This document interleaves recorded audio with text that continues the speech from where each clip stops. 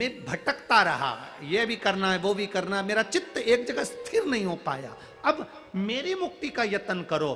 तब पूर्वज भी कहते हैं, भगवान वैकुंठ अधिपति भी कहते हैं, जिस दिन कैलाश अधिपति कृपा कर देंगे और तेरे कुल में कभी जीवन में एक बार शिव महापुराण की कथा हो गई तो तेरी मुक्ति सहज हो गई। तुझे ना पिंड की जरूरत, ना तर्पण की, ना तिलांजलि की, ना किसी चीज की जरूरत है। बस तेरे परिवार का व्यक्ति अगर कभी कथा सुनने भी चले गया, या जीवन में उस कुल में, उस परिवार में 71 पीढ़ी में भी अगर शिव महापुराण की कथा हो गई तो तेरी मुक्ति सहज हो गई। फिर तुझे नहीं भटकेगा, तू कभी जीवन में भटक ही नहीं सकता। सहजता है शिव तक। और मेरी जीजियों, मेरी बहनों और मेरे भाई, मेरी माताएं जब इस कथा को सुनती हैं, उनका गर्भ किसी किसी नारी का 3 महीने का, कोई 4 महीने का, कोई 5 महीने का, कोई 6 महीने का, कोई 8 महीने का गर्भ किसी का गिर जाता है, कोई कुंवारी अवस्था में मर जाता है। वो नारी जब कथा सुनकर जाती है, वो पुरुष अगर कोई कथा सुनकर जाता है, जिस मार्ग से निकल कर जाता है, जिस गांव में निकल कर जाता है, जिस रास्ते से निकल कर जाता है, उस रास्ते में जितनी माताएं इस नारी का मुख देखती हैं, या जितने पुरुष इस पुरुष का मुख देखते हैं कथा सुनने वाले का, तो शिव पुराण कहती है उनकी भी 71 पीढ़ी में अगर कोई अधोगति में मर गया तो उसका भी कल्याण हो जाता है। ये वो शिव महापुराण की कथा, कोई सहज नहीं है। शिव महापुराण की कथा की सहजता में मिल गई। सारी पुराणे सहजता में मिल सकती है। जब तुम चाहो तब करवा सकते हो, जब तुम्हारी मर्जी पड़े तब तुम करवा सकते हो, क्योंकि भागवत कथा के जजमान है राजा परीक्षित, रामचरितमानस के यजमान है राजन काशी नरेश। प्रत्येक पुराण का यजमान कोई ना कोई राजा हुआ है। केवल शिव महापुराण के यजमान केवल देव अधिदेव महादेव और माता पार्वती हैं, इसके सिवा कोई नहीं। यहां 7 दिन तक अगर खेतान परिवार भी पूजन करने बैठ रहा है, 7 दिन तक ये पति पत्नी का जोड़ा भी पूजन करने बैठ रहा है, तो ये शंकर और पार्वती की कृपा से बैठ रहा है। शिव पार्वती के तत्व के रूप में बैठ रहा है। आप अगर कथा सुनने के लिए बैठ रहे हो, आप अगर कथा सुनने के लिए आए हो, चाहे बिहार से आए हो, चाहे नेपाल के हो, जहां के भी आप लोग हो, कथा सुनने के लिए आए हो, तो ये आपको स्वयं शिव ने साधा। एक बंगाल से, कलकत्ता से कोई बहन कथा सुनने के लिए आई, कलकत्ता से, उसने भी अपना वर्णन लिखा।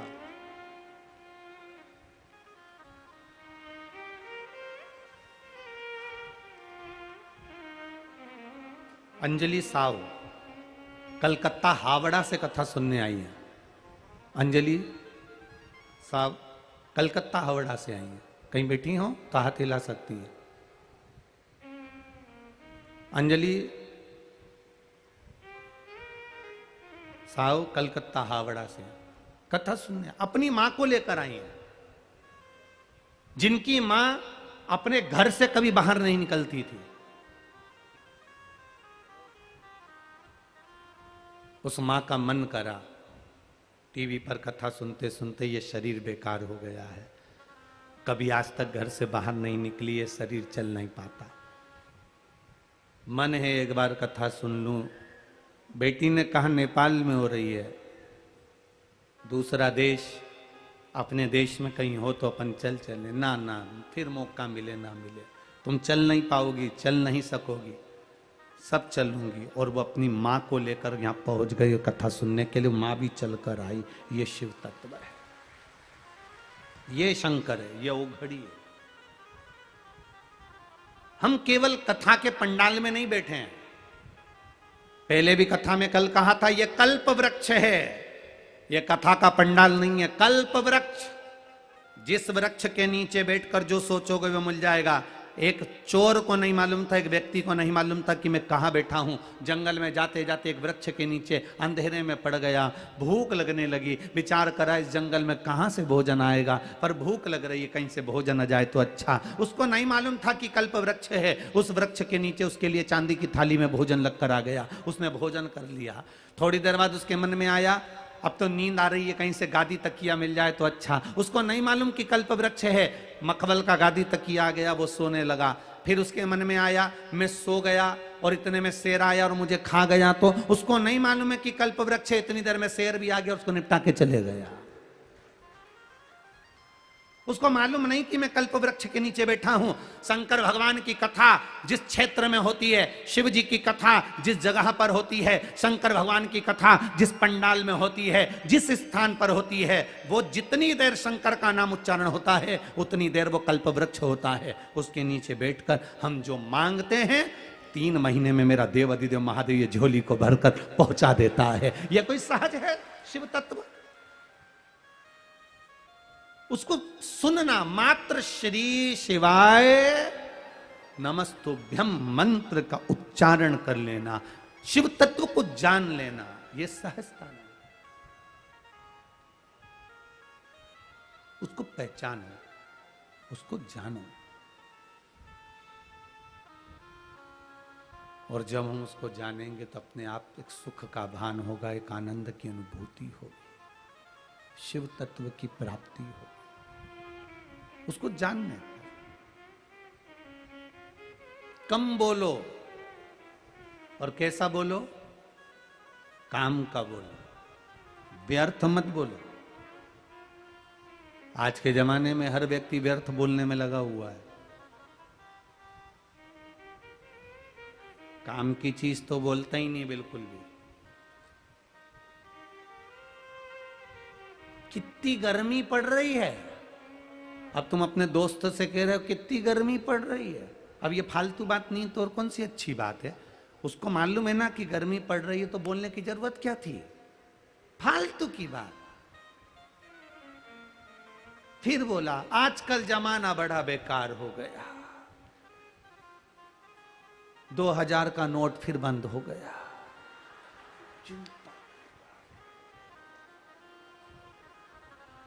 एकदम बंद हुआ, ऐसे ही एकदम श्वास बंद हो जाएगी।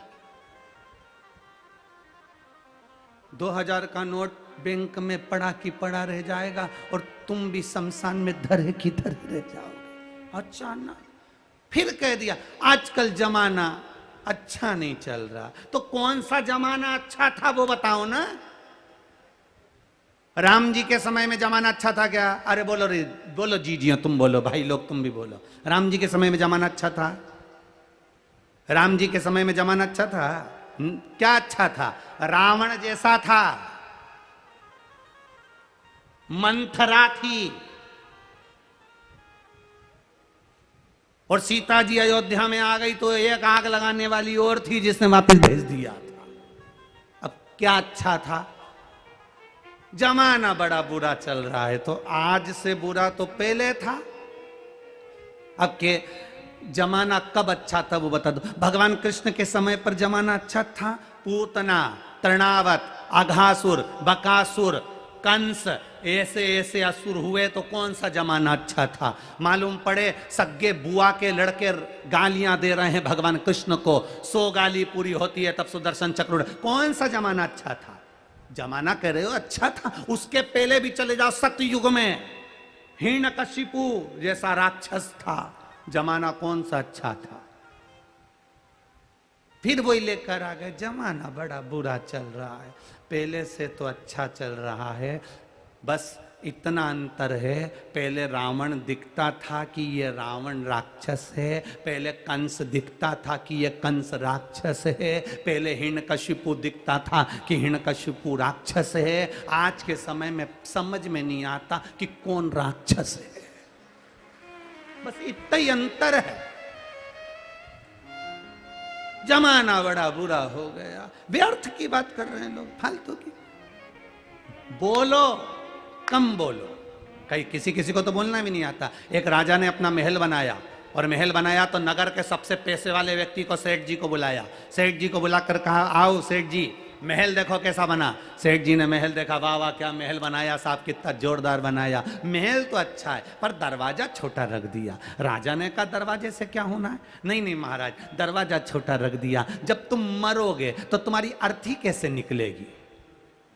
राजा डिप्रेशन में चले गया। राजा को लगा बताओ मैंने महल बनाया और ये मेरी अर्थी निकल रहा है। राजा ने अपने दूतों को बुलाया, जेल में बंद करो इसको। मेरे नए महल में लोग पूजन करने आ रहे, देखने आ रहे, और ये मेरी अर्थी निकाल रहा है, जेल में बंद करो। उसको जेल में बंद कर दिया। थोड़ी देर बाद उसकी पत्नी आ गई। पत्नी ने कहा, महाराज मेरा पति आया था। राजा ने कहा, तेरा पति आया था, उसको बोलने के लक्षण नहीं है क्या? क्या इतना जोरदार महल बनाया? राजा तू मरेगा तो तेरी अर्थी कैसे निकलेगी? इतने में पत्नी बोली, महाराज मेरे पति को बोलने के लक्षण नहीं है, उसको क्या करना, अर्थी कैसे निकलेगी? राजा को काट काट के निकाल देंगे। राजा चक्कर खा के नीचे गिर गया। राजा ने दूतों को बुलाया, इसको बंद करो, ले जाओ इसको, मेरा बुरा चाहती है, मेरे महल का मुहूर्त, और ये मेरे टुकड़े कर रही है, बंद कर दो इसको भी। उसको बंद कर दिया। थोड़ी देर बाद उनका बेटा आ गया। बेटे ने कहा, राजा महाराज मेरे माता पिता आए थे। राजा ने कहा, तेरे पिताजी को बोलने के लक्षण नहीं क्या? कि इतना जोरदार महल बनाया, जब राजा तू मरेगा तो तेरी अर्थी कैसे निकलेगी? और तेरी माँ क्या क्या काट काट के निकाल देंगे। इतने में लड़का बोला, महाराज ना तो मेरे पिताजी को बोलना आता है, ना मेरी माँ को बोलना आता है, उनको क्या करना, अर्थी कैसे निकलेगी? राजा को अंदर ही जला देंगे। भीतर राजा ने दूतों को बुला कर पानी पिलाओ, चक्कर बोलो, पर उतना बोलो जितना बोलो, बोलो जम के काम का हो। व्यर्थ की बोल रहे हैं लोग, जिनको बोलना ही नहीं आता, जो तुम्हारा अच्छा बोल ही नहीं सकते, उनसे क्यों बुलवाओ तुम कि तुम बोलो।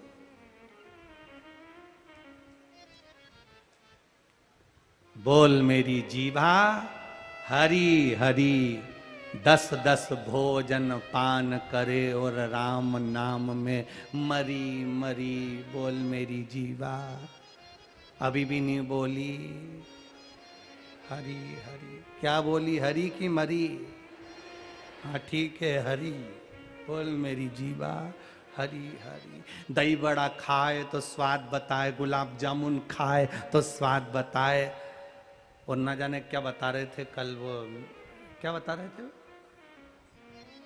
हाँ मोमो, क्या क्या फिर से बोलिए?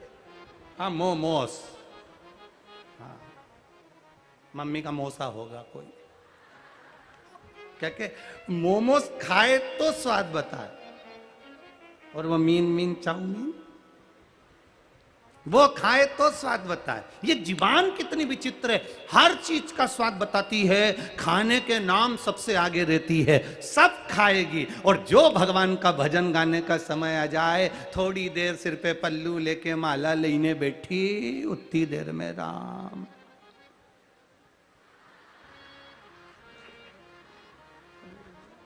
फिर इतने में पड़ोसन ने जगा दिया, उठ, सो रही क्या? सो नहीं रही। फिर भगवान भाग रहा था तो बुला रही थी, सो थोड़ी ना। अब स्वाद, बोल मेरी जीवा, अरे अच्छे से बोलो, मरी मरी की हरी हरी, हरी हरी राम नाम में मरी मरी। वो जिभ्या बड़ी विचित्र है, इतनी सारी इंद्रियों में सबसे विचित्र है जिभ्या। एक दिन इस जिभ्या ने दांतों से कह दिया, तुम मेरे 32 भाई हो रहे, तुम्हारी कोमल कोमल एक ही बहन है, इसका ध्यान रखना, तुम मुझे काट मत देना। 32 दांतों ने सौगंध खा ली, बहन हम तुझे कभी नहीं काटेंगे, हम तुझे कभी नहीं काटेंगे, पर तू कृपा करना, किसी से आड़ा टेढ़ा मत बोल देना, नहीं तो 32 की 32 निपट जाएगा। तू कृपा कर, हाँ हम नहीं काटेंगे, ये सौगंध खाते कि हम नहीं काटेंगे, पर तू ध्यान रखना, एक में ही पूरा 32 भाई तेरा निपट जाएगा। बस वाणी ऐसी बोलिए जो मन का आपा खोए, और आज के जमाने में वाणी ऐसी बोलिए जो जम के झगड़ा, पर उससे मत बोलिए जो तुमसे तगड़ा होए। ध्यान रखकर बोलो, कम बोलो और काम का बोलो, उतना बोलो जितनी जरूरत है।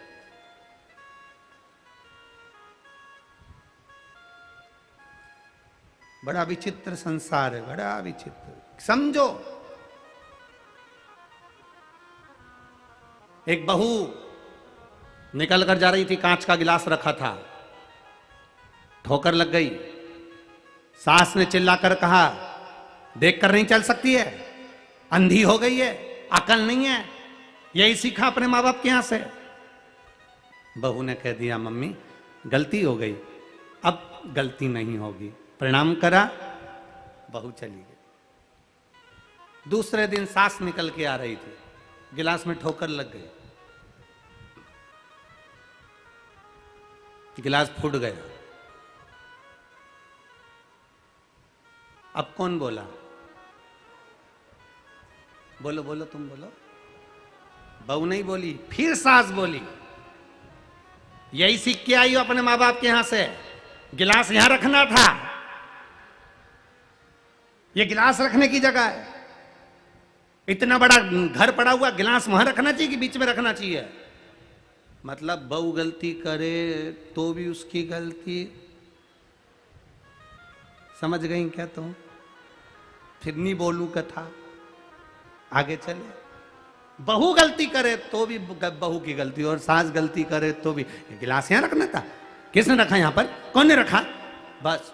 तो समझो कि विचित्र जीवन है। आप किसी से कुछ मत बोलिए, अपनी मस्ती में जितना बोलो कम बोलो, और जितना समय मिले उतनी देर भगवान के भजन में लगे रहो। यही जीवन की सार्थकता है, ये जीवन का आनंद। जितना भजन कर सकते हो उतना करो, जितना करो।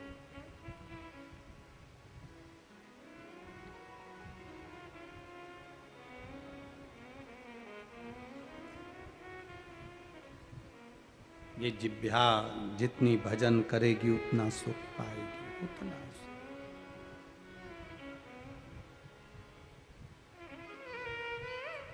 जितने भजन में इसको रमाओगे उतना सुख ये देगी। आलसी शरीर है, बहुत बहुत आलस भरा हुआ इस शरीर के अंदर, भजन में नहीं लगता ये मन। बड़ी मुश्किल से कथा में मन लगता है, लगाना पड़ता है, थोड़ी देर लगता है, उसके बाद फिर उच्चिष्ट हो जाता है, फिर उच्चिष्ट।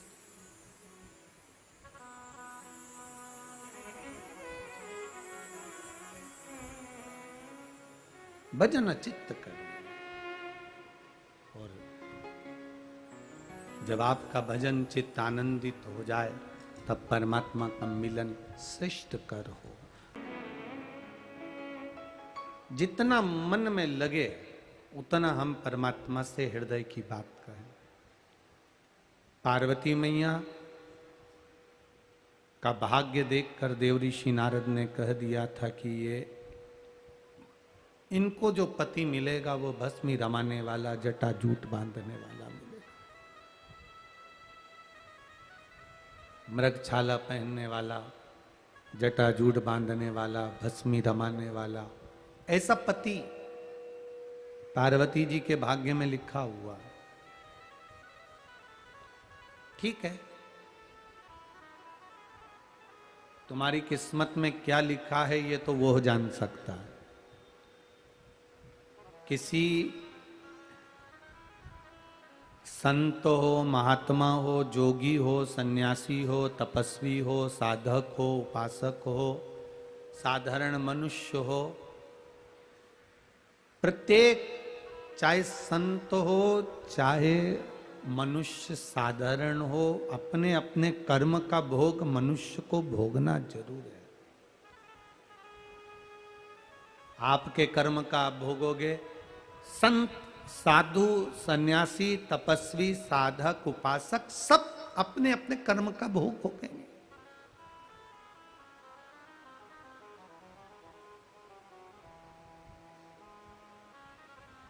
और कोई दुनिया की ऐसी ताकत नहीं जो तुम्हारे दुख को काट दे। दुनिया में केवल एक ताकत है, वो है भगवान का भजन और भगवान को चढ़ाया गया एक लोटा जल, जो तुम्हारी तकलीफ को काट सकता है, तुम्हारे दुख को काट सकता है। शिव जी को समर्पित एक लोटा जल, भगवान शंकर का किया गया भजन, भगवान शंकर का किया गया कीर्तन, भगवान की गई भक्ति तुम्हारे दुख को काट सकती है।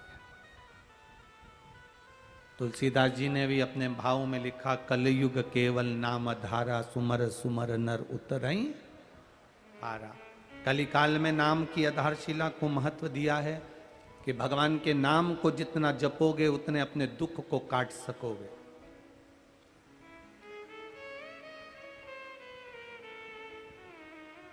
अपने दुख को काटने के लिए भगवान का नाम जरूरी है। कोई तुमसे कह दे मेरे पास में आकर बैठ जाओ, मैं तुम्हारे दुख को काट दूंगा, विश्वास मत करना। दुनिया में कोई ऐसा पैदा नहीं हुआ जो किसी के दुख को काट दे। इंसान खुद अपने दुख नहीं काट पा रहा तो दूसरे क्या क्या काटेगा। संसार में ऐसा कोई नहीं जन्मा कि तुम्हारे कोई दुख को काट देगा। तुम्हारे दुख को तुम्हें खुद काटना है। जैसे तुम्हें छींक आएगी तो तुम्हें खुद को छींकना है, तुम्हें खांसी आएगी तो तुम्हें खुद खांसना है, तुम बीमार होगे तो दवाई भी तुमको खुद खाना है। उसी तरह अपने दुख को अपन को स्वयं भगवान की सेवा कर कर, भजन कर कर काट देना है, कोई दूसरा नहीं काट सकता।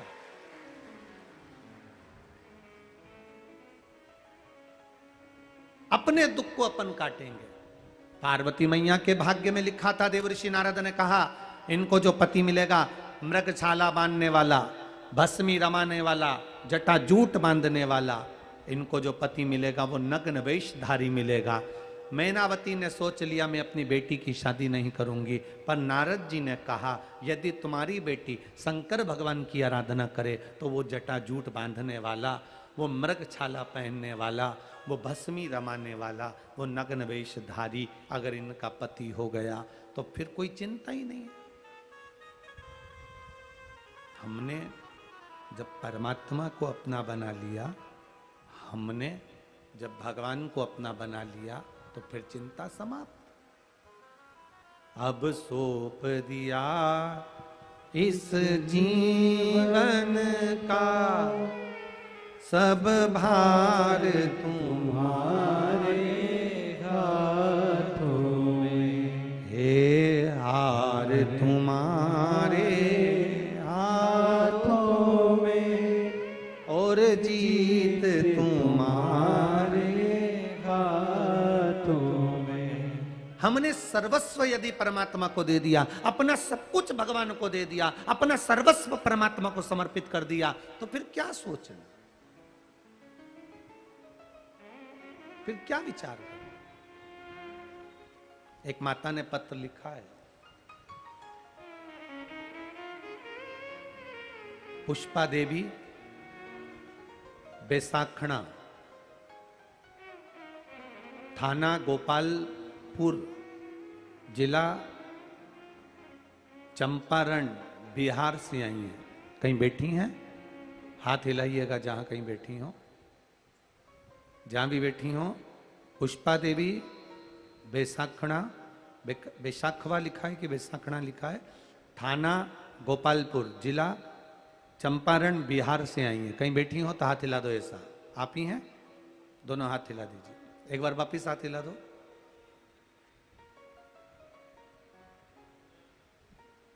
गुरुजी, एक लोटे जल का क्या महत्व है, हम क्या बताएं। मेरे पति को डॉक्टरों ने केवल 1 महीने का समय दिया था। 4th स्टेज का कैंसर हो गया मेरे पति को। आपके पति आए साथ में? कहां खड़े हैं आप? हैं?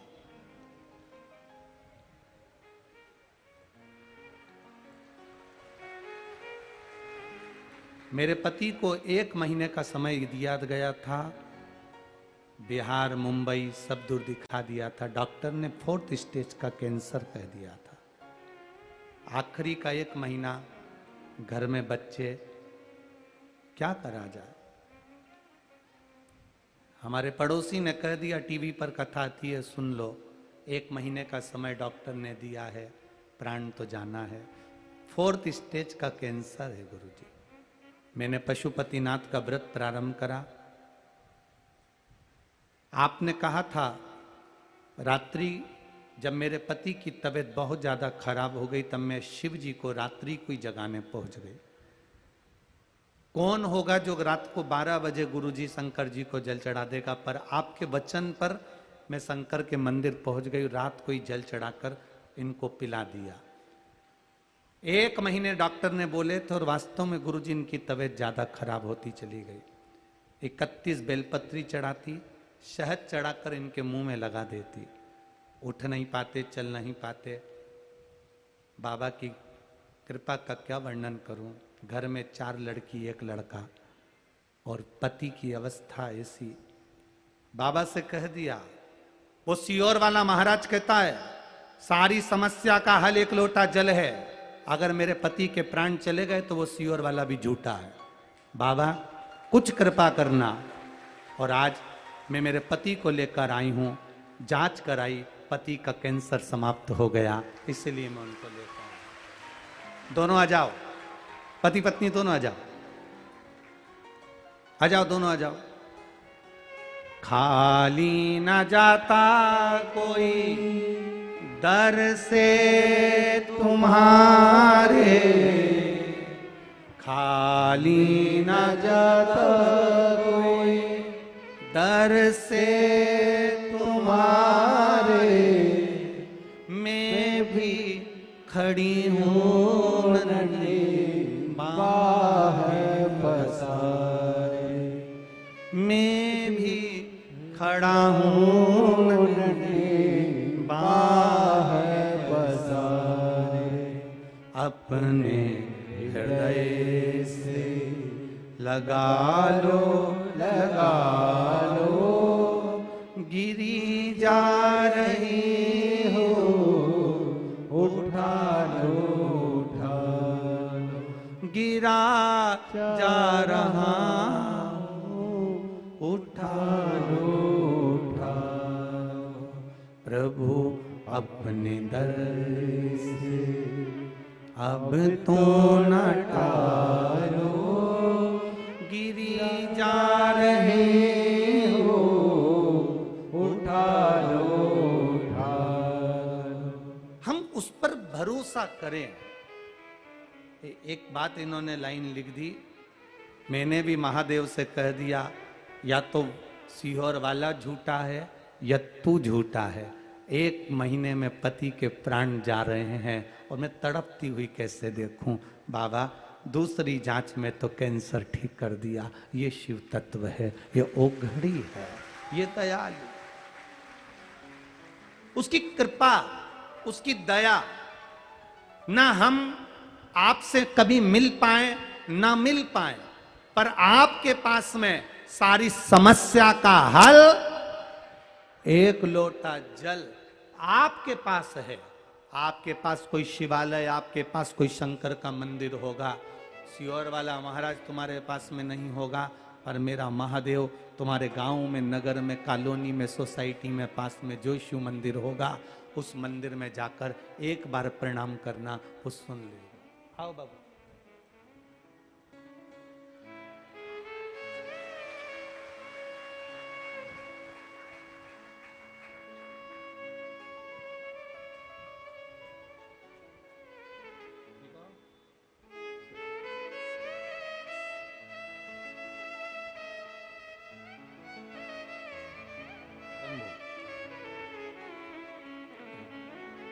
शिवाय नमस्तुभ्यम।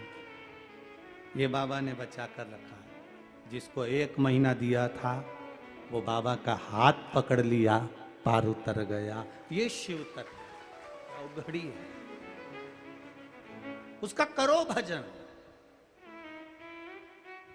लोग कहते हैं शिव महापुराण में क्या है, हम कहते हैं दिल से सुन लेना, दिल से सुन लेना।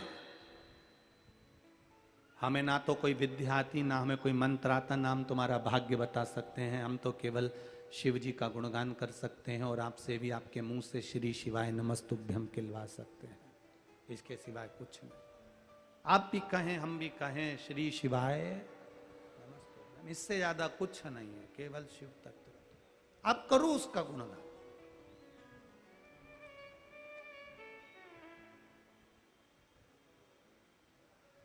इसी कथा के पंडाल में एक माँ अपने बेटे को लेकर बैठी है। शादी में गोली की फायरिंग ऊपर हो रही थी और बेटे की छाती में 2 गोली लग गई। कहाँ बैठी है वो जिसके बच्चे को गोली लग गई? शादी में फायरिंग ऊपर हो रही थी और बेटे की छाती में 2 गोली लग गई। डॉक्टर ने कह दिया मर गया।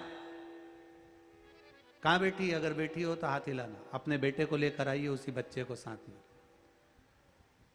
और डॉक्टर ने कह दिया मर गया। बैठी हैं कहीं? कहीं बैठी हो तो हाथ हिला देना। मर गया। और ये पत्र है उसका भी, बच्चे का, आगे कथा में पढ़ेंगे इसको। और मालूम पड़े बेलपत्री को ले जाकर वही स्थान, शिवजी पे चढ़ी हुई एक बेलपत्री का वही भाग उसकी छाती पर मल देना, लगा देना, और बच्चे के हृदय में फिर वापिस पुनः प्राण आ जाना। ये शिव ही कर सकता है, कोई दूसरा नहीं कर सकता।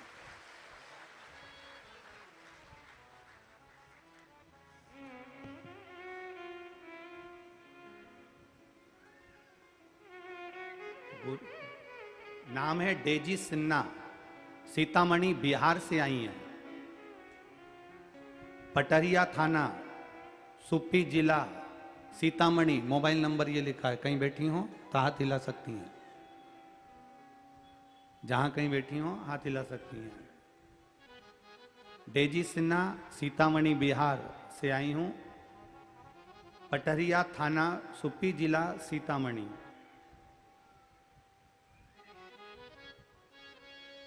जिनके बेटे को गोली लगी थी और बाबा ने जीवित रखा, यही शिव तत्व है।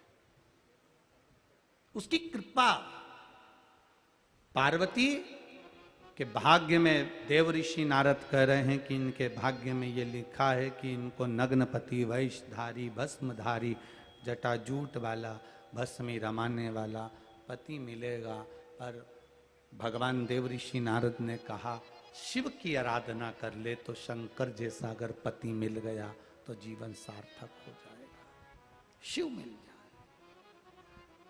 हम अपने घर का सदस्य देवादिदेव महादेव को बना लिए, फिर दुख समाप्त।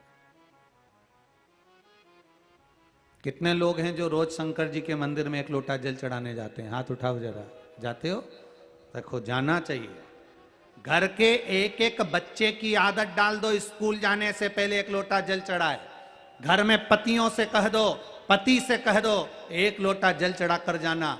तुम जो कमा कर ला रहे हो उसका भोग हम करेंगे, तुम जो दिन भर मेहनत कर रहे हो उसका भोग हम करेंगे, पर अपने कर्म का भोग तुम्हें खुद करना है। झूठ दुकान पर बैठकर तुम्हें बोलना पड़ता है, नौकरी में तुम्हें बोलना पड़ता है, सर्विस में तुम्हें बोलना पड़ता है, फैक्ट्री, दुकान आदि आदि अपने घर को चलाने के लिए ऐसा कोई पुरुष नहीं जिसको झूठ नहीं बोलना पड़ता होगा। झूठ बोलना पड़ता है तो तुम्हारे कर्म का भोग तुम्हें भोगना पड़ेगा। इसलिए 1 लोटा जल चढ़ाओगे तो तुम्हारी दुख की घड़ी में वो चढ़ाया हुआ जल तुम्हारे सामने होगा। तुम्हारी दुख की घड़ी में तुम्हारा चढ़ाया गया 1 लोटा जल तुम्हारे सामने होगा। दुख की घड़ी में तुम्हारा किया गया भजन तुम्हारे सामने होगा। दुख की घड़ी में तुम्हारा किया गया पुण्य तुम्हारे सामने होगा। करो शिव का गुणगान।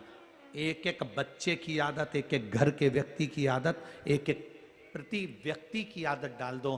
5 मिनट लगेगा। शंकर के मंदिर जाओ, लोटा भर के जल चढ़ाओ। जब तुम जल चढ़ाओगे महादेव तुम्हारा हाथ पकड़ लेगा, फिर जिंदगी भर नहीं छोड़ेगा। वो संभाल लेगा, वो साध लेगा। बोल बम का नारा है, बाबा एक सहारा है, उसके सहारे।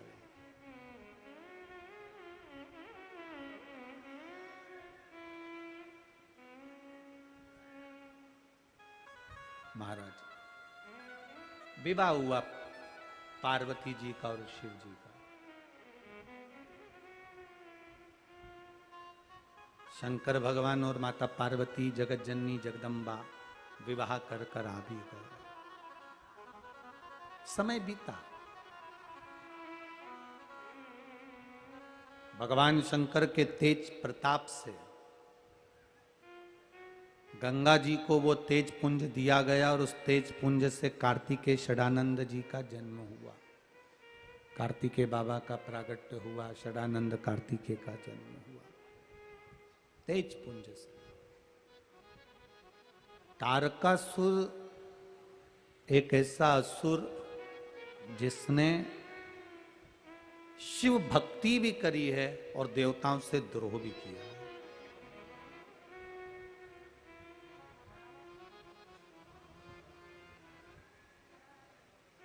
शिव भक्ति भी करी और देवताओं से द्रोह भी रखा। पहले की कथा में आप लोगों को कहा था कि शंकर भगवान का बैर किसी से नहीं है।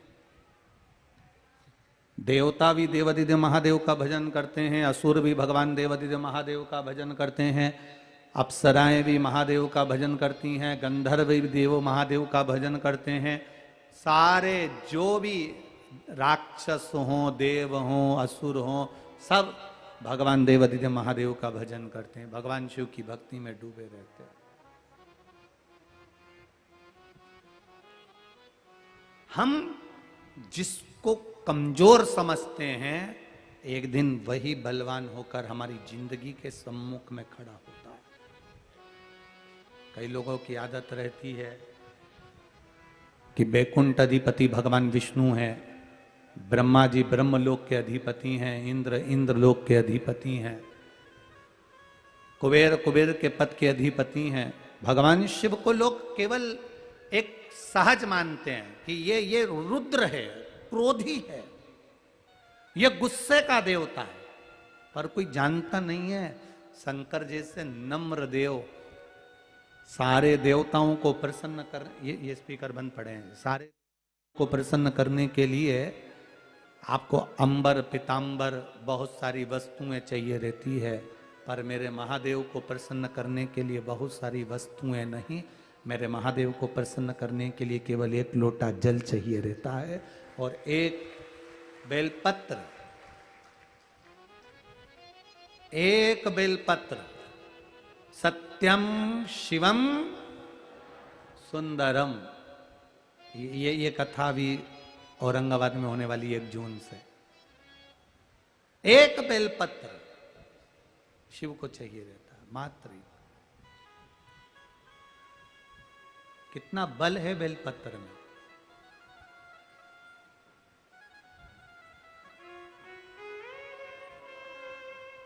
कल कोई कह रहा था, गुरुजी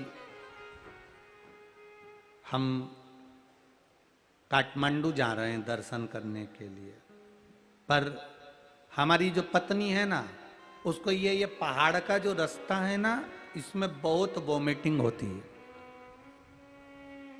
वो गाड़ी में बैठी और उसको तकलीफ हुई। बहुत सारी दवाइयां हमने दे दी, गोलियां भी दे देते हैं तो भी होती है। तो हमने कहा एक काम करो ना, ये जो बेलपत्री है ना, शंकर जी के शिवलिंग पे चढ़ी हुई एक बेलपत्री, गाड़ी में बैठने से पहले उसके मुख के अंदर कुंदकेश्वर महादेव का नाम लेकर दे दो। उसके बाद जितनी भी गाड़ियों में बैठना खूब बैठो, एक वोमिटिंग नहीं आ सकती है। बेलपत्र कोई साधारण नहीं है। एक बेलपत्र में वो तत्व छुपा होता है, एक बेलपत्र में वो सुख छुपा होता है जो जीवन के हर पहलू में तुम्हारे सम्मुख में होता है। एक बेलपत्र।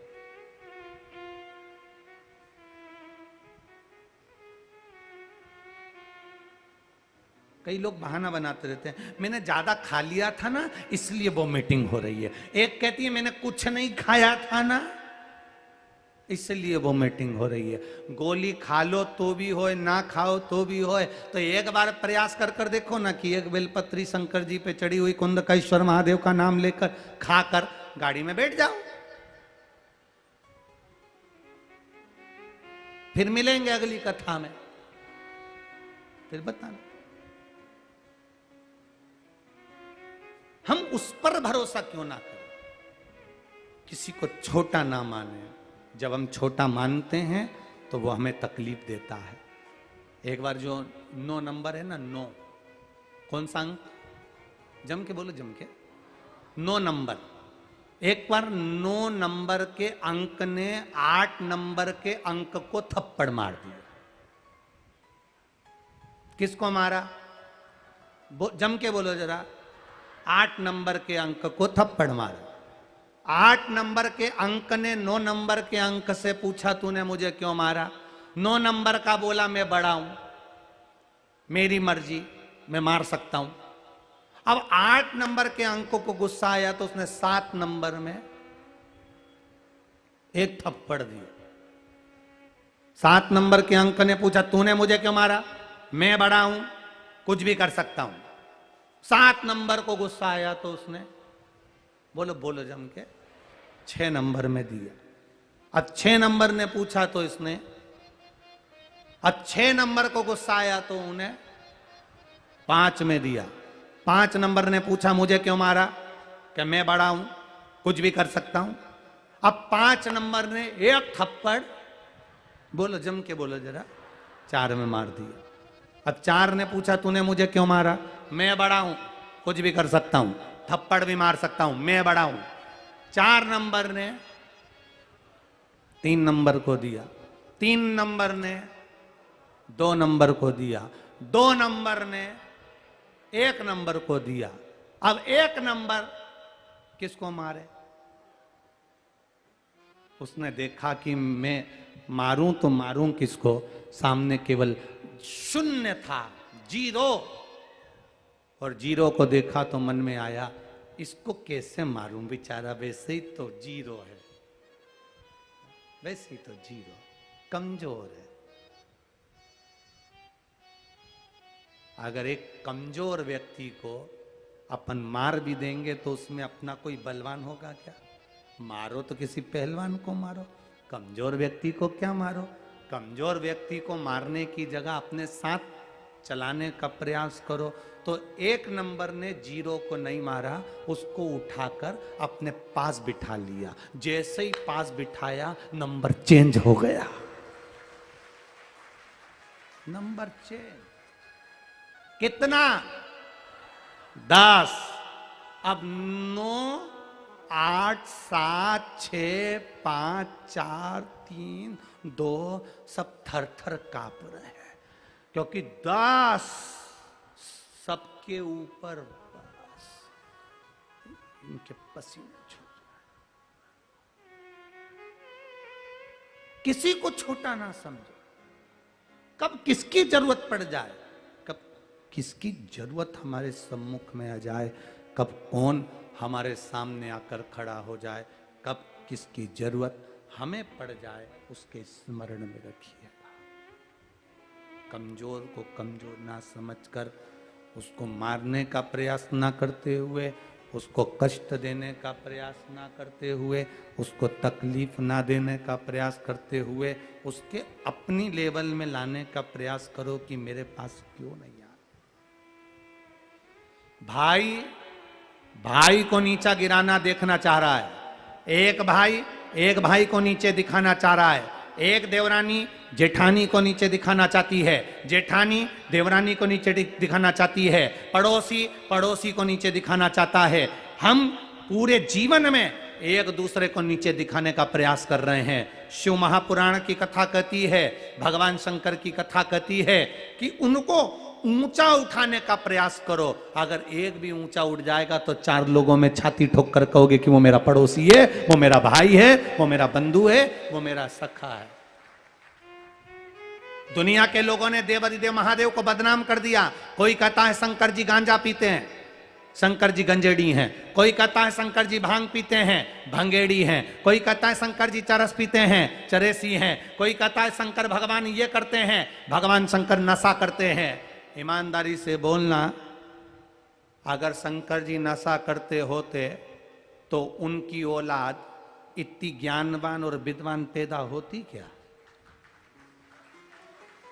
गणेश जी जैसे बुद्धि के देवता और रिद्धि सिद्धि जैसी बहू, सदानंद कार्तिकेय देवों के भी देव, सेना के अध्यक्ष सदानंद कार्तिकेय हैं। अगर शंकर भगवान नशा करते होते तो नशा करने वाले की औलाद इतनी वीर, इतनी बुद्धिमान, सारे वेद और पुराण लिखने वाली, वेद व्यास जी तो बद्रीनाथ में जाकर बैठ गए, लिखने के लिए गणेश जी को बिठाया था। वो बोल रहे थे, लिख रहे थे, गणेश जरा बुद्धि के देवता को जिसने प्रकट करा हो, षडानंद कार्तिकेय को जिसने प्रकट करा हो, वो नशा नहीं करता, दुनिया के दुख को पीता है, इसलिए लोग उसे नशेला कह देते हैं।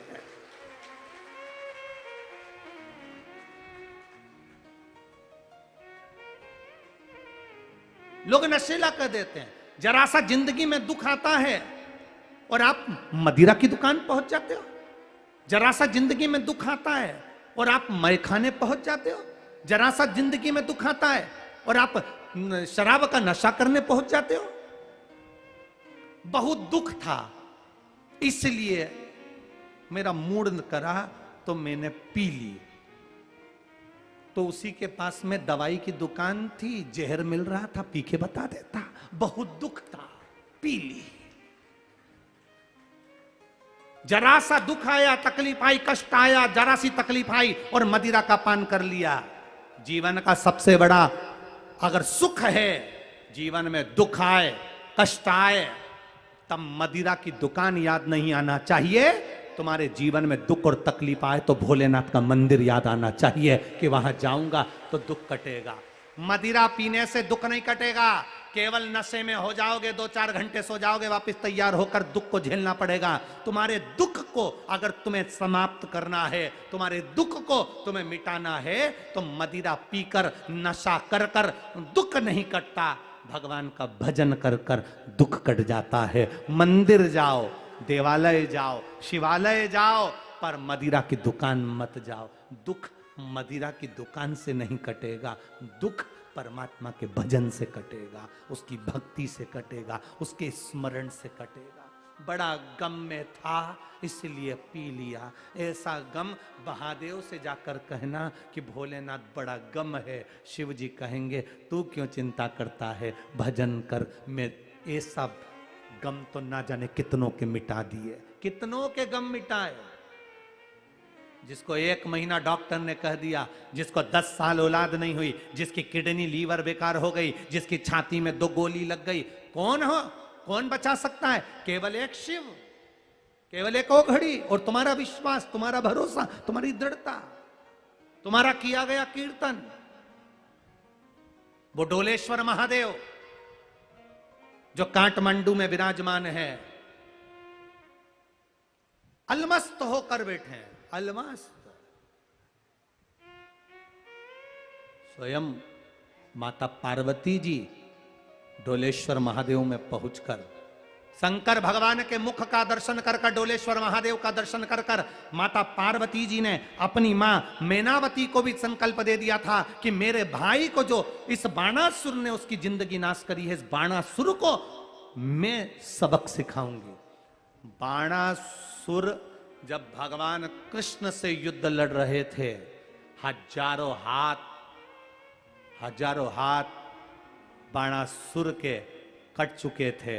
बाणासुर को भगवान कृष्ण जब बाण मारने वाले थे मृत्यु के लिए, शंकर भगवान ने कह दिया आप नहीं मार सकते, क्योंकि आपने प्रहलाद को वचन दिया है कि तेरी 18 पीढ़ी पर मैं कभी हाथ नहीं उठाऊंगा, उनके प्राण नहीं हरूंगा। ये प्रहलाद की पीढ़ी में जन्मा है, इसलिए तुम इसे मार नहीं सकते हो। कृष्ण तुम इसे मार नहीं सकते। क्यों? क्योंकि शंकर जी जानते थे बाणासुर किसी से नहीं मरेगा, बाणासुर केवल एक कन्या से मरेगा। इसलिए पार्वती जी ने कन्या का रूप रखकर उसको मारा था। कन्या कुमारी उसी का प्रताप है।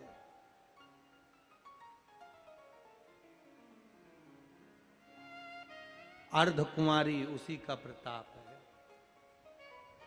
कन्या का रूप लेकर मारूंगा। अर्धकुमारी में मां बेटी कुंवारी का रूप रखकर, कुंवारी कन्या का रूप रखकर, आज भी नेपाल की भूमि पर कन्या का पूजन होता है, कुंवारी कन्या का पूजन होता है। आज भी नेपाल की भूमि पर, इस नेपाल देश में एक नियम है, यहां पर अब है कि नहीं पता नहीं खेतान जी, पहले ऐसा नियम हमने शास्त्रों में अध्ययन किया है, पढ़ा है कि यहाँ एक कन्या को देवी के स्वरूप में पूजा जाता है आज भी कि नियम की नहीं है? यहाँ कन्या को देवी के स्वरूप में पूजा जाता है। छोटी सी कन्या जो रजोधर्म से नहीं आती, छोटी सी कन्या, उसको देवी बनाया जाता है और उसकी आराधना करी जाती है, पूजन करी जाती है, चरण पूजन करी जाती है। कौन ने कहा कि यहाँ नेपाल की भूमि पर कन्या के पूजन का प्रमाण क्यों आया? क्योंकि माता पार्वती जी बैठी उस डोलेश्वर की भूमि पर शंकर भगवान की आराधना करने के लिए, एक टक होकर शिव की आराधना में मां जगत जननी पार्वती बैठ गई। तब देवाधिदेव महादेव आए, पार्वती से कहा बाणासुर को तुझे मारना है। पार्वती कहती है मैं कैसे मार सकती हूं? पार्वती, बाणासुर ने वचन मांगा था मैं किसी से नहीं मरूं कन्या के सिवा।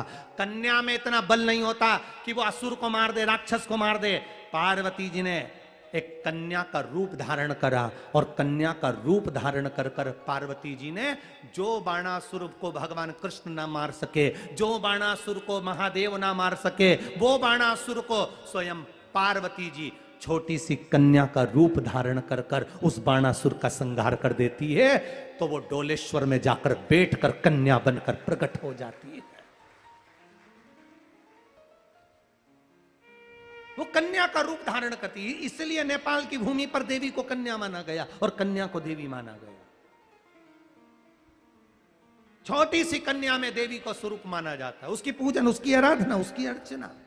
कोई पूछे कि हमारे नेपाल में ऐसा क्यों होता है, कन्या को देवी क्यों माना जाता है, तो उसको कथा बताना चाहिए कि बाणासुर को मारने के लिए माता पार्वती ने डोलेश्वर पर तप किया था और तप कर कर महादेव ने बाणासुर के संहार के लिए, वो बाणासुर जिसने माता पार्वती के भाई क्रोंच को बार बार दबाकर उसके प्राण हरने का प्रयास किया था, मेनावती को वचन दिया था, तो अपने भाई को उस भाई का बदला लेने के लिए मां जगत जननी उस बाणासुर को कन्या बनकर मारने के लिए जाती है। सहजता है,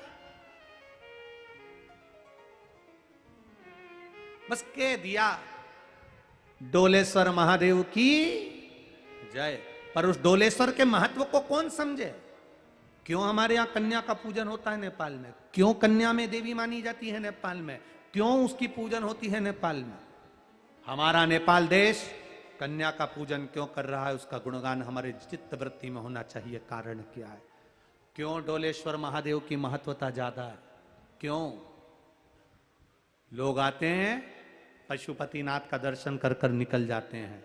मेरा एक निवेदन इस कथा के माध्यम से, दुनिया के किसी भी देश से आना और एक बार अगर नेपाल आओ तो पशुपतिनाथ का दर्शन करना, पर उसके बाद में डोलेश्वर बाबा का दर्शन जरूर कर कर जाना, तब जिंदगी का सुख पाओ।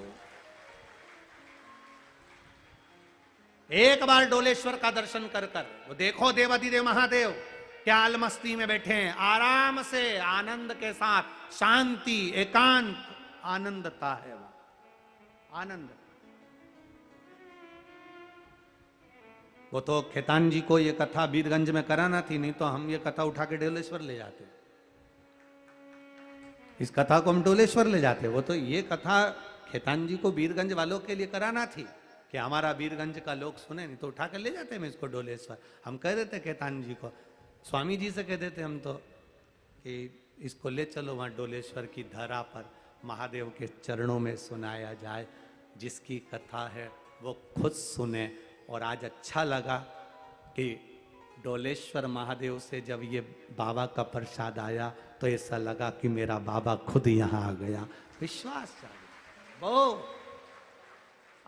अब सोचो, शिव महापुराण वहां तक नहीं गई पर मेरा बाबा को तो यहाँ आना पड़ा ना, आया ना, वो पहुंच गया ना यहाँ, इसके रूप में वो यहां पहुंच गया। बहुत इस कथा में रुद्राक्ष की मालाएं नेपाल वाले बहुत चढ़ाए हैं। हमारे यहाँ भी कुबेरेश्वर धाम पर जब से 17 तारीख से यहाँ कथा चालू हुई, हमने भी सोच लिया था 17 तारीख शिवरात्रि का दिन रहेगा, जो मासिक शिवरात्रि आती है 17 तारीख को थी, तो हमने भी सीहोर में खबर करवा कर कह दिया यहाँ डोलेश्वर कथा चालू हो, वहाँ रुद्राक्ष का वितरण सुबह 10 से शाम 5 बजे तक चालू कर दो, साल भर बांटते हैं। अब लोग साल भर में कभी भी आप लिख लेना, 17 मई को चालू हुआ है तो अगली 17 मई के बीच में कभी भी आप सीहोर आएंगे, कुबेरेश्वर धाम पहुँचेंगे, सुबह 10 बजे से 5 बजे तक कभी भी पहुंचोगे बाबा का प्रसाद अमृत तुल्य जो रुद्राक्ष कंकर शंकर की धरा का है, जिसको पानी में गलाकर शिव जी को चढ़ाकर पिया जाता है। किडनी, लीवर, कैंसर आदि कादिक में लोगों को लाभ होता है। गले में एक माँ ने लिखा है, मेरी बेटी सीहोर का रुद्राक्ष पहनी थी और उसका एक्सीडेंट हो गया, पूरी गाड़ी खल्लास हो गई। कहाँ कोई बैठी है माँ जिसने पत्र लिखा था, जिसकी लड़की की पूरी गाड़ी समाप्त हो गई, और मेरी बेटी बाबा देवादिदेव महादेव ने बचा लिया, उसका रुद्राक्ष उसके साथ था। ये शिव तत्व है महाराज, ये ओघड़ी का तत्व है, उसको पहचानो। और केवल रुद्राक्ष लेकर नहीं, जब तुम सीहोर के कुबेरेश्वर धाम पर जाओ, कुबेरेश्वर धाम की धरा पर जाओ, वहां बैठकर कंकर शंकर की भूमि पर 108 बार श्री शिवाय नमस्तुभ्यम बोलकर अपने दिल की बात कहकर बाबा से पाथरी पूजन कर कर, कंकर शंकर की पूजन कर कर जब वापिस आओ, बैग मत खोलना, 3 महीने तक बंद ही रहने देना। 3 महीने में बाबा तुम्हारे मन की अभिलाषा पूरी करेगा, वही बैग लेकर वापिस बुला लेगा। ये शिव तत्व है, वो ओघड़ी है, ओघड़ी है।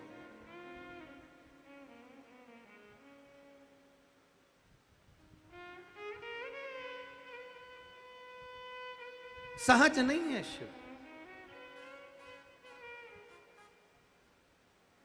मेरा भोलेनाथ सहज नहीं है। उसको जानना, उसको समझना, उसको पहचानना सरलता का विषय नहीं। शिव तत्व तेरी कृपा बिना न हिले एक भी अणु, लेते हैं श्वास तेरी कृपा से तनो तनो। हे गंगाधार मुक्ति द्वार ओमकार तू, भोले ओमकार तू। आयो शरण तिहारी शंभो तार तार तू।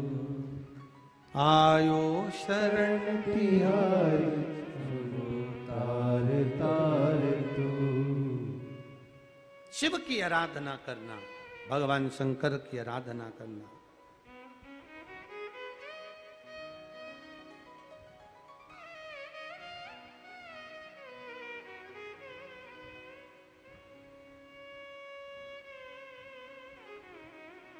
शिव महापुराण की कथा कह रही है।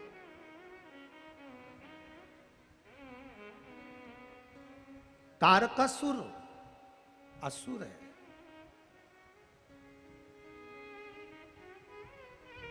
शिव से बैर नहीं है उसका। भगवान शंकर की तो भक्ति करता है वो।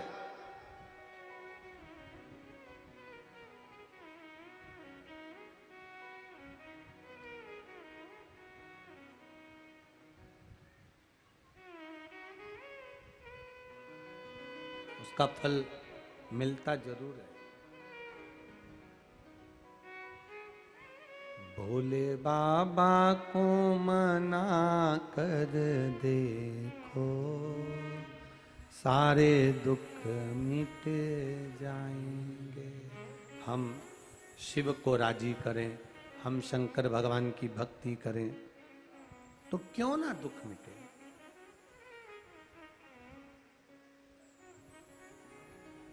हम भगवान शिव की आराधना करें, क्यों ना दुख मिटे। बस इतना निवेदन। मंदिर रोज जाओ, मंदिर में जाकर अगर शंकर भगवान को जल भी नहीं चढ़ा सकते तो उसके मंदिर की सफाई कर दो, बहुत है उतना।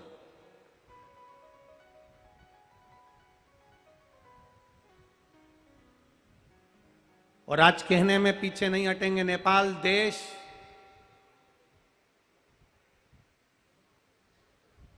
को इतने भूकंप से भी बचाकर, उस भूकंप में भी, भूकंप जैसा भूकंप कहीं नहीं आया जो नेपाल में आया।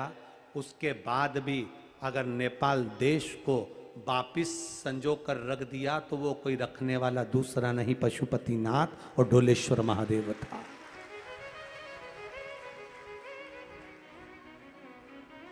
सब कुछ टूट गया जब भूकंप आया नेपाल में, सब कुछ टूट गया। केवल एक मेरा महादेव पशुपतिनाथ ढोलेश्वर महादेव, मेरा शंभू जैसा था वैसा की वैसा ही रहा।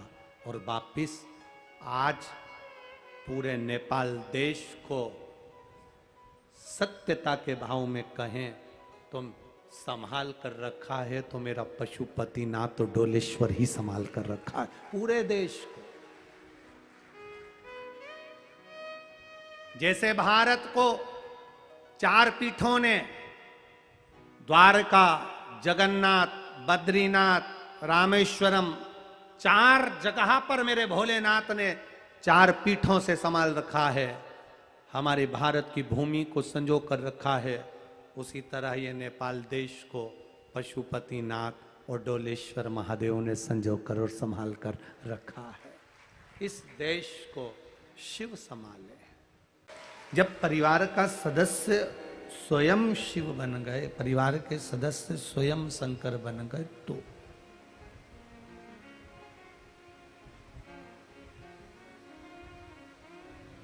मैंने तेरे ही भरोसे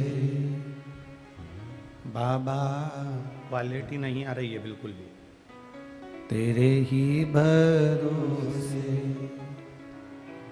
हवा बिच उड़ती जावांगी, बाबा डोर हटो छड़ी में कटी जावांगी, भोले मैं तेरी पतंग, शंभू मैं तेरी पतंग। अतिथि में और परिवार के सदस्य में अंतर होता है। अतिथि आया है तो वो केवल रहेगा, खाएगा, पिएगा, रुकेगा, कपड़े बदलेगा, मिलेगा, जुलेगा और चले जाएगा।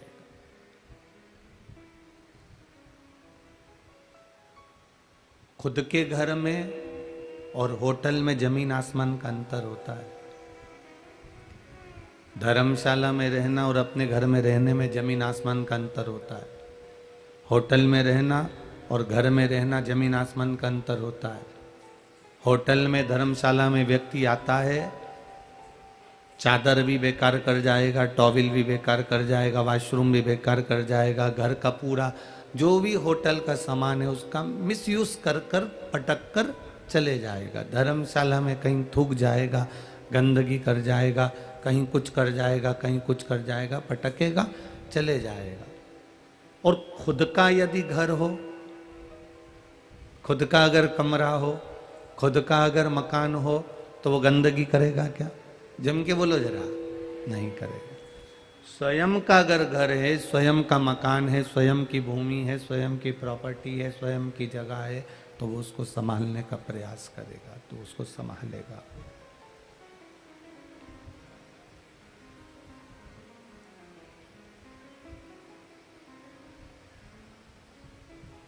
परमात्मा जिस दिन हमारा हो गया, मेरा देव अधिदेव महादेव जिस दिन हमारा हो गया, मेरा उगड़दानी, त्रिकालदर्शी, कैलाशी, अविनाशी, मेरा ढोलेश्वर महादेव जिस दिन हमारा हो गया, अपना हो गया, फिर जैसे अपने घर को हम संभाल कर रखते हैं, अपने कमरे को हम सजा कर रखते हैं, अपने घर को हम संजो कर रखते हैं, अपने घर की हम सफाई रखते हैं, जिस दिन इस आत्मा का मालिक परमात्मा हो गया, उस दिन इस शरीर को संभालने की जवाबदारी उस परमात्मा की हो जाती है। फिर वो उसको संभाल लेता है, फिर वो उसको संभाल लेगा। जवाबदारी उसकी हो गई, फिर अपनी जवाबदारी समाप्त हो गई।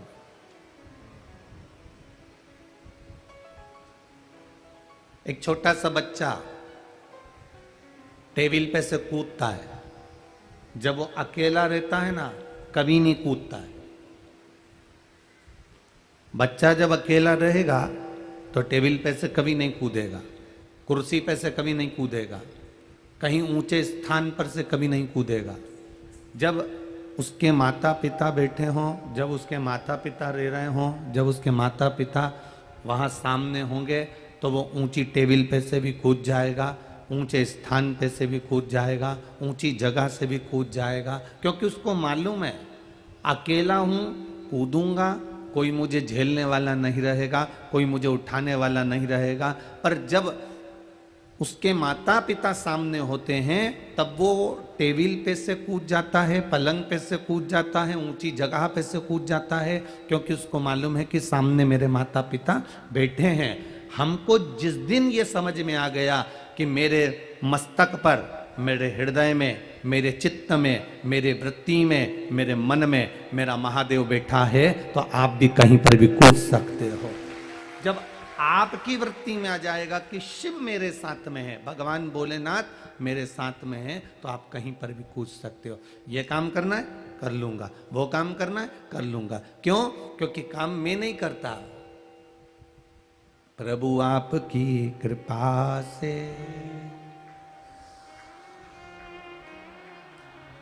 सब काम हो रहा है। फिर मैं नहीं करूंगा, करेगा वो देवाधिदेव महादेव, क्योंकि आपके भीतर वो उतर कर बैठ गया, आपके अंदर वो आकर समा कर बैठ गया, आपकी चित्तवृत्ति में वो परमात्मा कर बैठ गया, आपकी बुद्धि में, आपके नयनों में, आपकी श्रवण शक्ति में, आपके हृदय में, सब जगह पर वही बैठा हुआ है। बस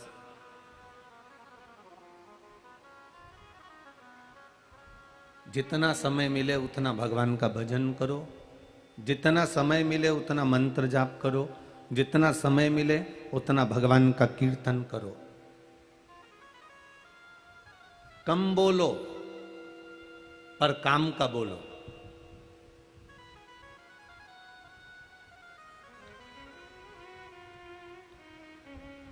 कम बोलो, काम का बोलो। नेपाल से लोग इंडिया जाते हैं और इंडिया से लोग नेपाल आते हैं। अब इनका खुद का मोबाइल तो काम करता नहीं है। बोलो रे जी जी हाँ, करता है क्या? नहीं करता। खुद का मोबाइल तो काम करता नहीं है, तो कहाँ जाते हैं वो? एसटीडी पीसीओ पर जाते हैं। बोलो बोलो, सही है कि गलत है? अब वो इंडिया में, नेपाल का व्यक्ति अगर इंडिया पहुंच गया तो वो एसटीडी पर जाएगा, और यहाँ का व्यक्ति अगर इंडिया गया है तो एसटीडी पीसीओ पर जाएगा। तो वो एसटीडी पीसीओ पर जब बात करता है उसका पैसा लग रहा है, इसलिए उतनी बात करता है जितनी उसको काम की कहना है। अब वो क्या बहुत घंटों तक उठा के बात करता रहेगा? जीजी ने रोटी खाई कि नहीं खाई, काका जी गया कि नहीं गया, गाय को पानी पिलाया कि नहीं पिलाया, छत पे पक्षी आया कि नहीं आया, कबूतर को दाना दिया कि नहीं दिया, पीछे गए थे कि नहीं गए थे, खेत पर कौन गया था, ट्रैक्टर कहाँ रखा हुआ है, ट्रैक्टर का पहिया कैसा है, ट्राली का पहिया कैसा है, गाड़ी की डिक्की में सामान क्या क्या रखा है। फालतू की बात करेगा क्या? नहीं करेगा। एसटीडी पर गया है तो एसटीडी पर जाने पर जब वो थोड़ी सी देर कॉल लगाता है तो केवल काम की बात करता है। मैं वीरगंज पहुंच गया हूं, कथा में बैठ गया हूं, घर पे सबको कह देना आराम से भोजन कर रहा हूं, कथा को सुन रहा हूं, चिंता बिल्कुल मत करना। 5 बात में उसने पूरी बात खत्म कर दी और तुरंत कॉल को रख दिया एसटीडी पर, क्योंकि उस जगह पर उसको मालूम है कि ये एसटीडी है, यहाँ पर जितना बोलेंगे उतना पैसा लगेगा, काम की बात बोलेंगे तो सब अच्छा रहेगा। उसी तरह परमात्मा के मंदिर में जाओ, एसटीडी से काल दूसरी जगह लग रहा है, वहां पर तुम उतना ही बोल रहे हो जितना लग रहा है। भगवान के मंदिर जाना, देवालय जाना, परमात्मा की चौखट पर जाना, शिवालय जाना, वहां बैठकर परमात्मा के सामने उतना ही बोलना जितना तुम परमात्मा तक सूचना पहुंचाना चाहते हो, उससे अधिक नहीं बोलना। आप उतना बोलो जितना उसके द्वार पर जाकर हम सूचित कर दें, उसकी चौखट पर जाकर सूचित कर दें, उसके द्वार तक हम सूचित कर दें, उससे ज्यादा नहीं।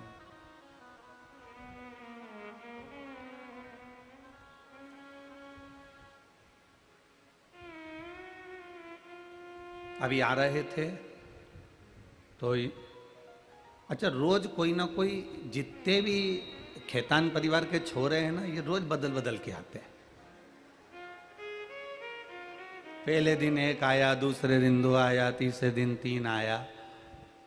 तो भगवान से यही कृपा बनी रहे खेतान परिवार पर कि ऐसी कथा जैसे 7 दिन की है, ऐसी 2-4 महीने की हो और इनका वंश ऐसे ही बढ़ता रहे।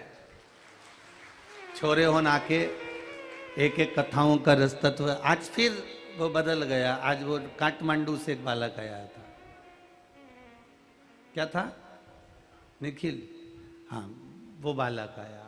अब उसने एक प्रश्न किया, गुरुजी मेरी मम्मी आपकी कथा सुनती हैं और उन मम्मी की एक बेस्ट फ्रेंड है, वो भी कथा सुनती है। ठीक है, हमने कहा भगवान की कृपा है। तो मेरे स्वप्न में गुरुजी शिवलिंग और भगवान शंकर तांडव करते हुए बहुत दिखते हैं। तो हमने उनसे कहा, देखो बाबू, भगवान शिव अगर तांडव करते दिखें तो ये समझ लो कि कहीं ना कहीं आपको क्रोध जागेगा या कुछ अपने मुख से कहीं निकल जाए।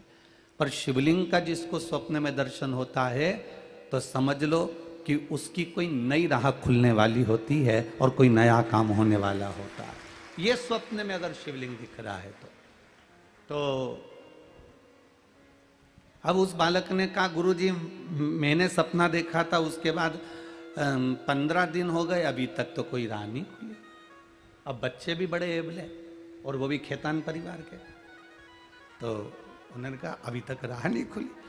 हमने उस बच्चे के लिए एक बात कहना चाहिए, पर कहते कहते कहते कहते कथा स्थल पर पहुंच गए तो हम बोल नहीं पाए।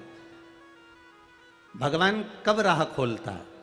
अब एक बात याद रखना, वो बालक अगर कथा सुन रहा हो तो ध्यान में रखना, और आप भी सुन रहे हो तो ध्यान रखना। पहले एक घड़ी चलती थी, इतनी बड़ी गोल कलर की, टेबल पे रखी रहती थी। उसको अलार्म घड़ी कहते थे। किस किस ने देखी है? सबने देखी है अलार्म घड़ी। उसमें चाबी भर दी जाती थी पीछे से, और पीछे से चाबी भर देते थे। उसमें चाबी भरने के बाद उसमें समय डाल देते थे, और वो घड़ी उस समय पर, जो समय उस घड़ी में डाला जाता था, उस समय पर वो घड़ी जम के बोलो बज जाती थी। अब जिस समय पर तुम घड़ी की चाबी भर रहे हो उस समय घड़ी बजती है क्या? घड़ी की चाबी भरते समय घड़ी नहीं बजती। घड़ी में चाबी भरते समय घड़ी नहीं बजेगी। पर वो घड़ी की आदत है, जो समय तुमने घड़ी में डाला कि इतनी बजे बजना है, वो घड़ी बाद में उस समय पर बज जाती है जो समय आपको चाहिए था। उसी तरह हम आज स्वप्न देखते हैं, स्वप्न में शिवलिंग देखते हैं। हम आज शंकर जी के मंदिर जाते हैं, हम आज भगवान शंकर पर एक लोटा जल चढ़ाते हैं, हम आज भगवान शंकर को बेलपत्र चढ़ाते हैं। भले हमारा काम आज नहीं हो रहा, पर घड़ी कभी ना कभी तो बजेगी। तुम शंकर के मंदिर गए हो तो कभी ना कभी तो उसका फल मिलेगा। तुम शिव जी के मंदिर गए हो तो उसका फल कभी ना कभी जरूर मिलेगा। तुम भगवान शंकर की चौखट पर गए हो तो उसका फल तुम्हें जरूर कभी ना कभी मिलेगा। तुम भगवान के द्वार गए हो तो उसका फल तुम्हें जरूर मिलेगा। तुमने अगर शिव महापुराण की कथा को पंडाल में बैठकर श्रवण किया है, टीवी पर सुना, मोबाइल पर सुना, उसका फल कभी ना कभी जरूर मिलेगा। आपका और हमारा मिलन तो कभी हुआ नहीं। एक पत्र आया, देखिए।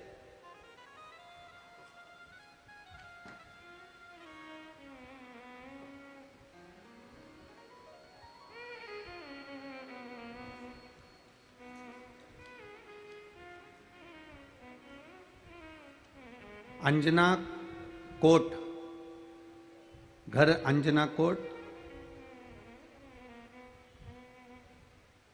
प्रखंड मोतीपुर, जिला मुजफ्फरपुर, बिहार की रहने वाली हूं। कहीं बैठी हो तो हाथ हिलाइएगा।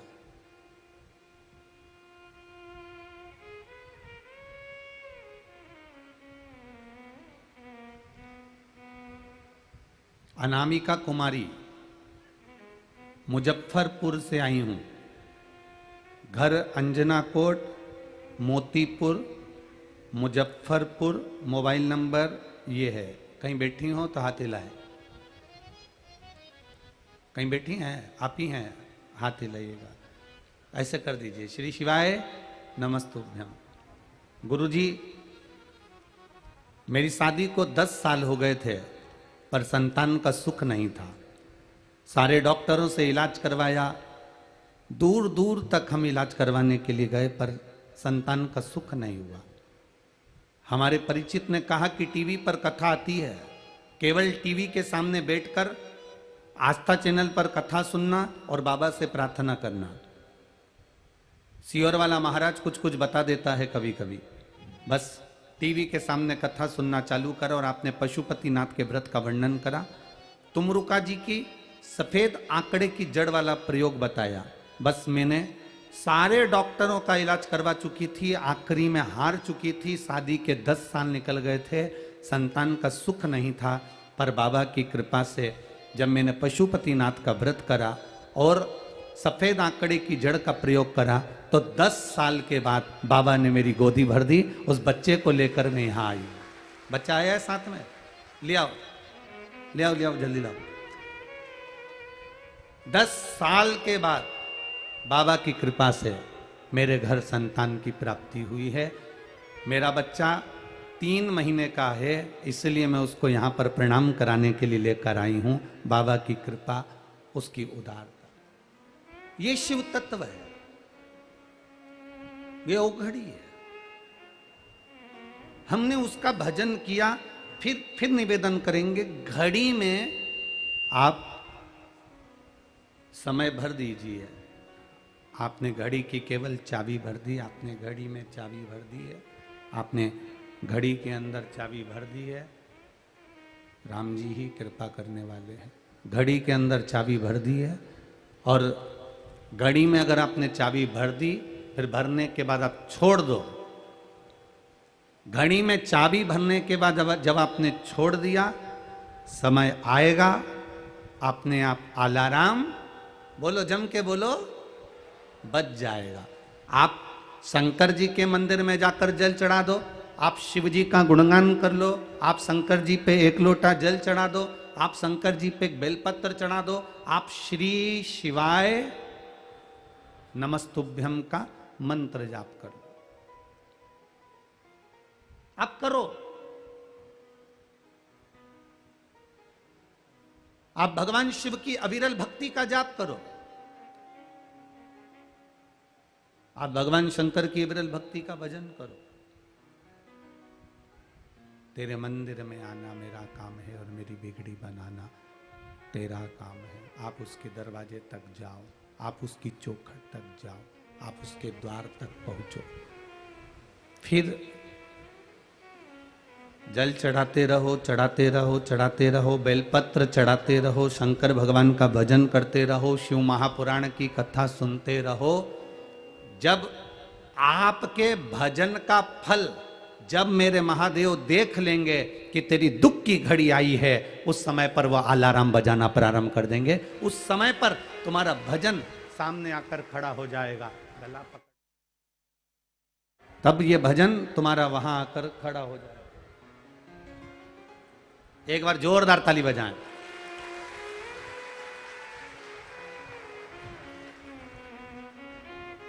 बोल काशी विश्वनाथ भगवान की, डोलेश्वर महादेव की, कुबरेश्वर महादेव की।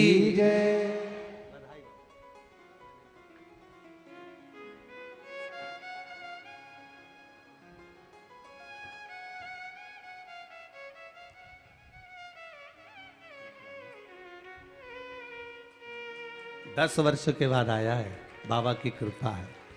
शिव तत्व की ओर जाएं, हम करें उसका भजन, हम करें उसका स्मरण, हम करें उसका मंत्र जाप, हम करें उसका नाम जाप।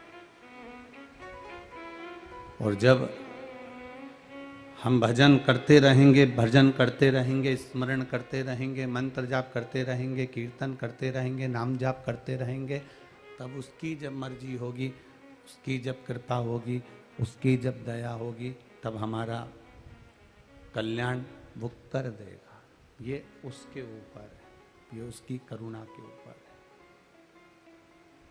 तेरे मंदिर में आना मेरा काम है और मेरी बिगड़ी बनाना तेरा काम है। हम उसकी चौखट तक पहुंच जाएं, हम उसके द्वार तक पहुंच जाएं, हम उसके दरवाजे तक पहुंच जाएं, फिर मर्जी उसकी है, वो क्या साध रहा है, क्या कर रहा है, ये उसके ऊपर है।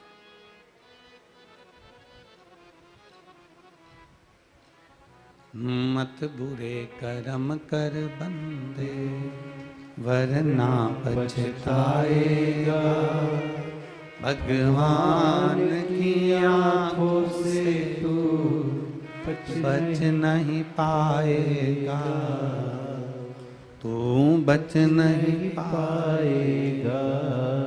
अरे ओ अज्ञानी मत कर नादानी, अरे ओ अज्ञानी मत कर नादानी, तेरे कर्म का फल भी तू ही पाएगा, जैसा किया तूने तेरे आगे आएगा। मत बुरे कर्म कर बंदे वरना पछताएगा, भगवान की आंखों से तू बच नहीं पाएगा, तू बच नहीं पाएगा। हम अपना कर्म किए जाएं, हम अपना भजन किए जाएं, हम अपना मंत्र जाप किए जाएं, हम अपना श्री शिवाय नमस्तुभ्यम किए जाएं, हम अपना पंचाक्षर मंत्र नमः शिवाय जपे जाएं, हम अपना षडाक्षर मंत्र ओम नमः शिवाय जपे जाएं। जब उसको कृपा करना होगी तब वो कृपा अपने आप कर देगा, और ऐसी कृपा करेगा कि हाथ पकड़कर भव से पार उतार देगा। इससे बढ़कर सुख और कोई चाहिए नहीं।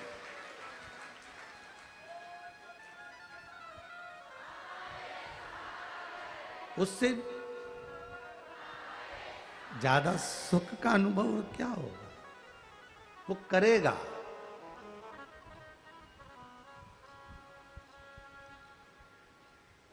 कम बोलो, काम का बोलो। कैसा बोलो? काम का बोलो। मंदिर में जाओ, सत्संग में जाओ। कल कथा में अपन सुन रहे थे, सती मैया कथा में बैठकर अपने ही शरीर का सोच रही थी कि इससे तो मैं जल के भस्म हो जाऊं तो अच्छा। भस्म हुई कि नहीं हुई?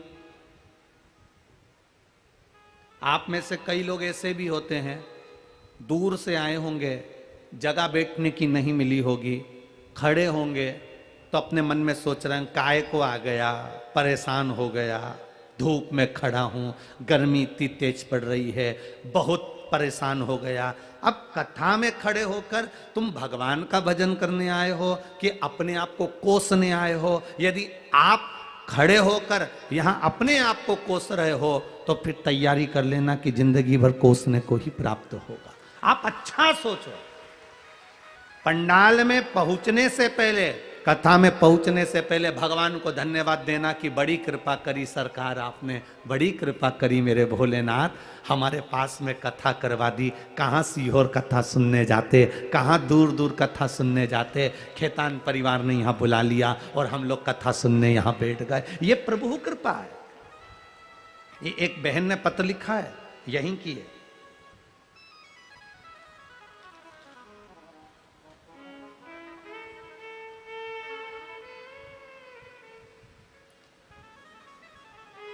मेरा नाम संगीता मिश्रा है, मैं बीरगंज के निवासी हूँ, ward number 16, Ganesh toll, Nagwa, Parsa जिला।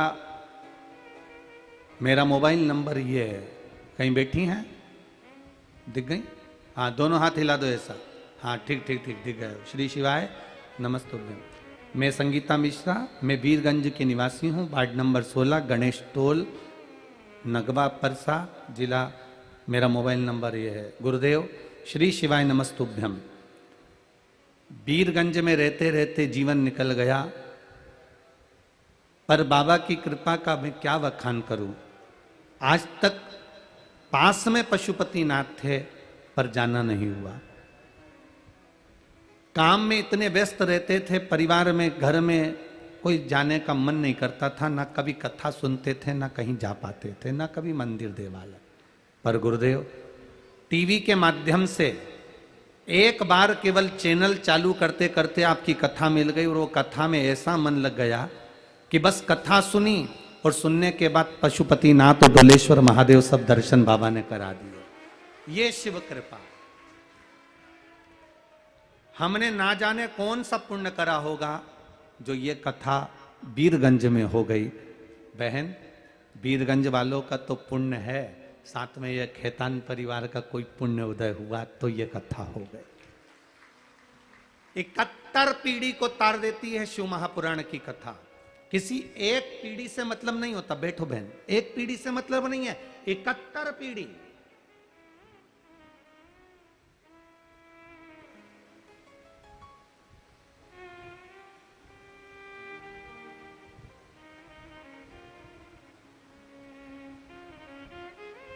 कोई अधोगति में मर गया, अचानक मर गया, अटैक में मर गया, चलता फिरता मर गया, गर्भ में मर गया, अधोगति में मर गया।